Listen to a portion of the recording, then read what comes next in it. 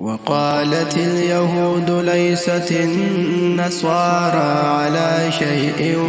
وقالت النصارى ليست اليهود على شيء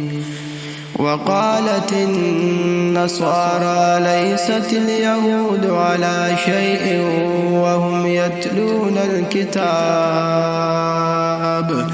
كذلك قال الذين لا يعلمون مثل قولهم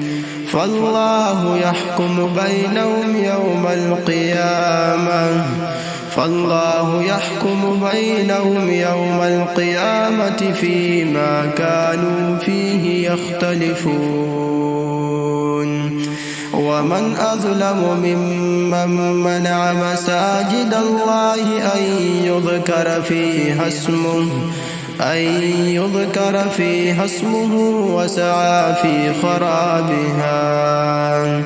أولئك ما كان لهم أن يدخلوها إلا خائفين لهم في الدنيا خزي ولهم في الآخرة عذاب عظيم ولله المشرق والمغرب فأينما تولوا فثم وجه الله إن الله واسع عليم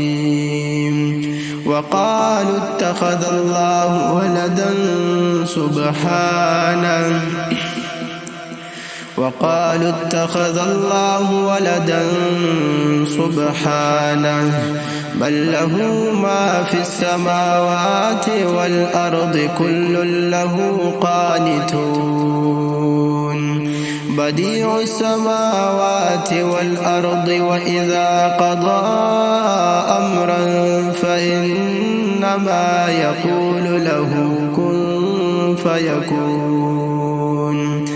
وقال الذين لا يعلمون لولا يكلمنا الله أو تأتينا آية كذلك قال الذين من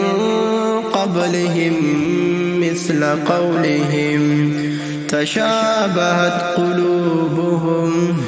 قد بينا الآيات لقوم يوقنون إنا أرسلناك بالحق بشيرا ونذيرا ولا تسأل عن أصحاب الجحيم ولن ترضى عنك اليهود ولا النصارى حتى تتبع ملتهم قل إن هدى الله هو الهدى ولئن اتبعت أهواءهم بعد الذي جاءك من العلم ما لك من الله من ولي ولا نصير الذين آتيناهم الكتاب يتلونه حق تلاوته أولئك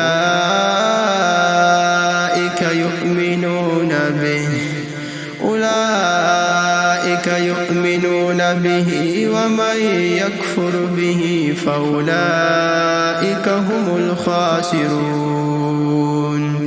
يا بني إسرائيل اذكروا نعمتي التي أنعمت عليكم وأني فضلتكم على العالمين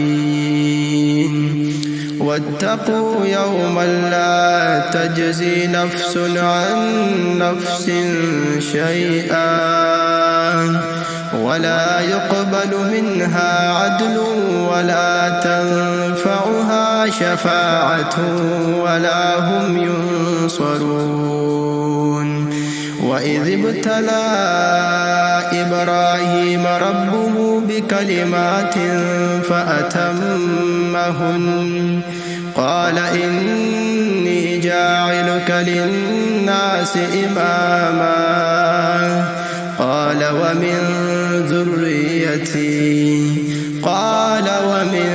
ذريتي قال لا ينال عهد الظالمين